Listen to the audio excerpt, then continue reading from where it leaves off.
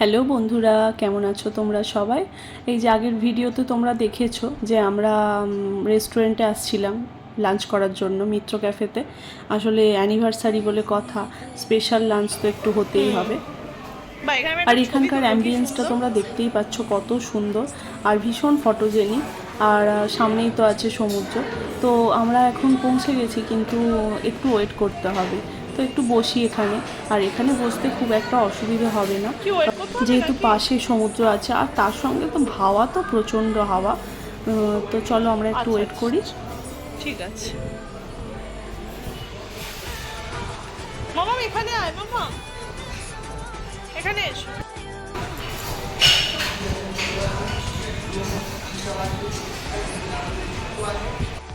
Fan নেই কোনো, এত গরমে মনে হচ্ছে না বসে আছি। ওখানটা বসেছিলাম, প্রচুর হাওয়া।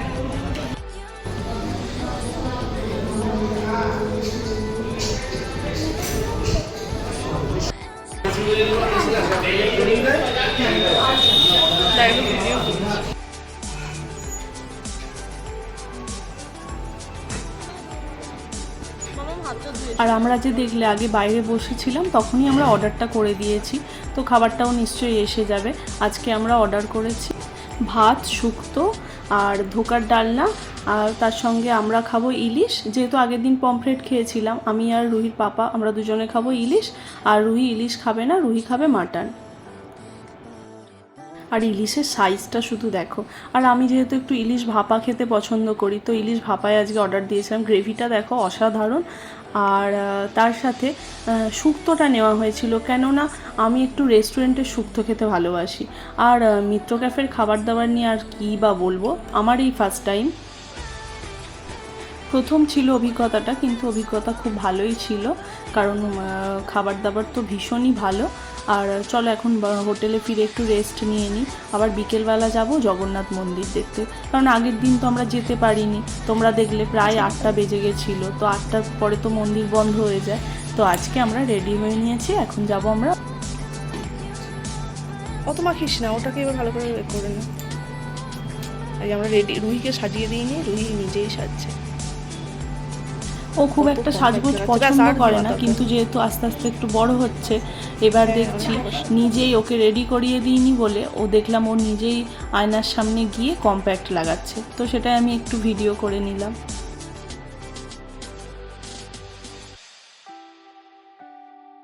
আর হোটেল থেকে বেরিয়ে প্রথমে আমাদের প্ল্যান হলো যে আমরা যাব এখন সায়েন্স সিটি, দীঘার সায়েন্স সিটি। তো সেখানে গিয়ে আমরা প্ল্যানেটোরিয়ামে একটু 3D শো দেখব, তারপর ওখান থেকে আমরা বেরিয়ে যাব মন্দিরে।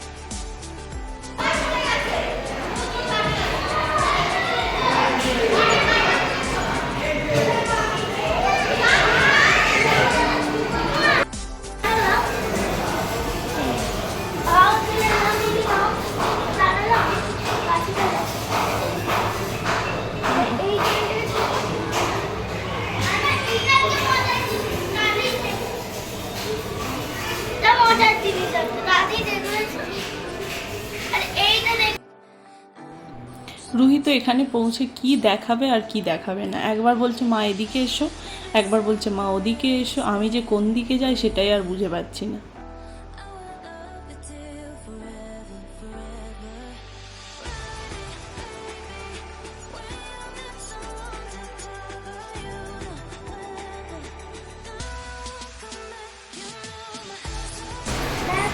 দেখেছি মা।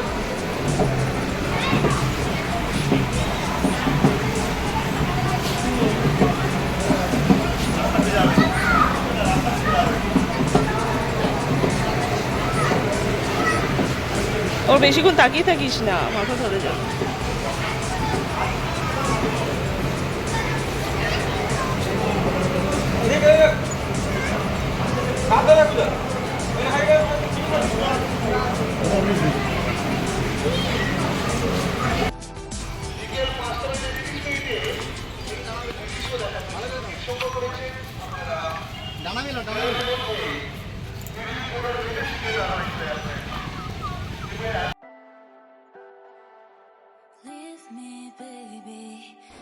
আর এদিকে শো দেখা কমপ্লিট।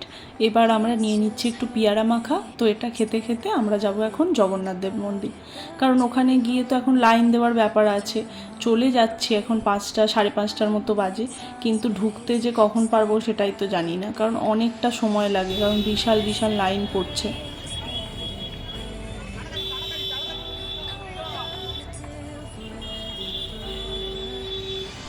সুন্দর একটা পেয়ারা মাখা খেতে খেতে আমরা টোটোতে করে এসে গেছি এখন জগন্নাথ মন্দির। তো এই যে লাইন দেখতে পাচ্ছ,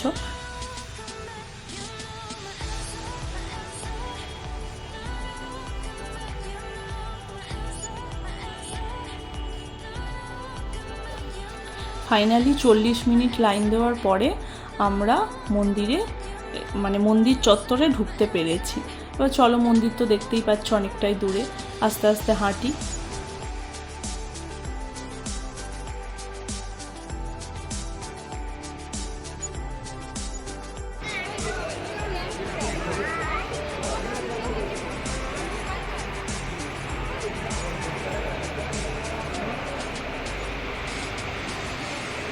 এই যে আমরা মন্দিরের ভেতরে প্রবেশ করলাম, কিন্তু এখন আমরা দর্শন করতে পারবো না, কারণ দর্শনের জন্য যেতে হবে আরও কিছুটা।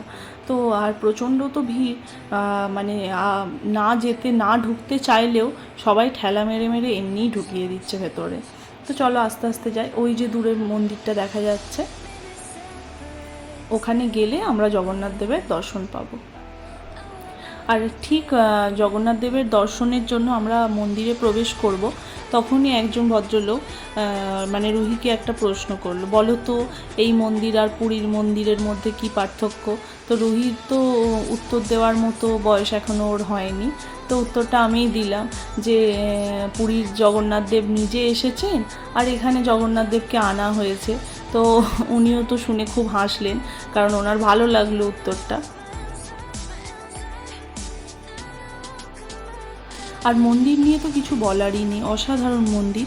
আর যে সমস্ত বয়স্করা যেতে পারে না পুরী, তো তাদের জন্যে, যারা ট্রেনে ট্রাভেল করতে পারে না, বাসে অনেকটা জার্নি করতে পারে না, তো তাদের জন্য যথেষ্ট ভালো।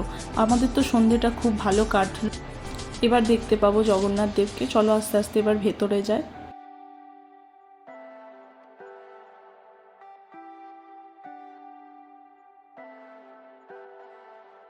Leave me, baby, don't wanna fall again. This just hurt me. Just think about it, but you hold me like you don't wanna break. I need some space. Just think about it. Maybe separate is better. I will love you till forever.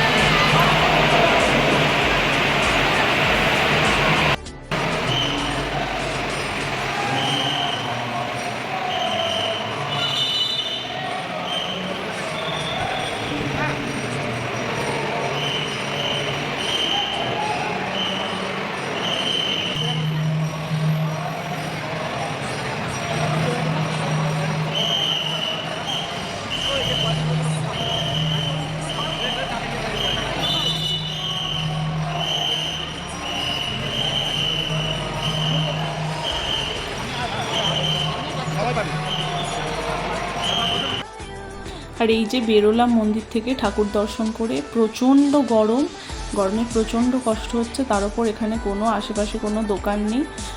তো দেখা যাক যদি একটা জল কিনতে পারি কোথাও থেকে, কারণ এখানে তো সেইভাবে কিছুই নেই।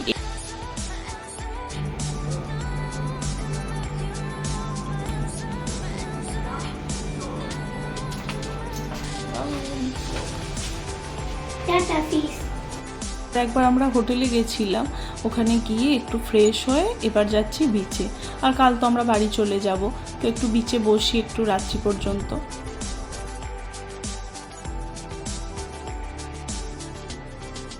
আর রুহি যে এবার বড় হচ্ছে সেটা আস্তে আস্তে বুঝতে পারছি, কারণ ওর মেন্টালিটি একটু চেঞ্জ হচ্ছে। এই যে গাড়িগুলো দেখলে বাচ্চারা যেগুলোতে ওঠে, রুহি আগে ওঠার জন্য ভীষণ বায়না করতো, অন্তত রোজ একবার করে চড়াতে পারলে ভালো হতো, কিন্তু এখন একবারও বলেই না যে মা এই গাড়ি চড়বো।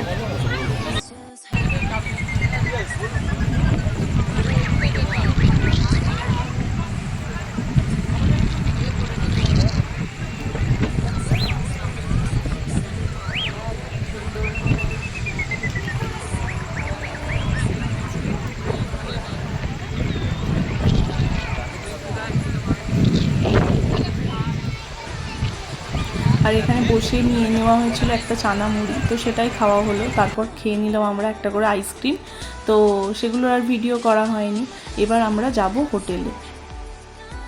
আর হোটেলে ফিরেই রুহি চালিয়ে দিয়েছে তার ফেভারিট কার্টুন চ্যানেল। আর ডিনারটা আমরা রুমেই করব। আজকে নেওয়া হয়েছে ভাত, ডাল, আলু ভাজা আর চিকেন কষা। আর তো চলো আমরা আস্তে আস্তে এবার ডিনার কমপ্লিট করি। আর আজকের ভিডিওটা এখানেই শেষ করছি। যদি ভিডিওটা ভালো লেগে থাকে লাইক, কমেন্ট, সাবস্ক্রাইব।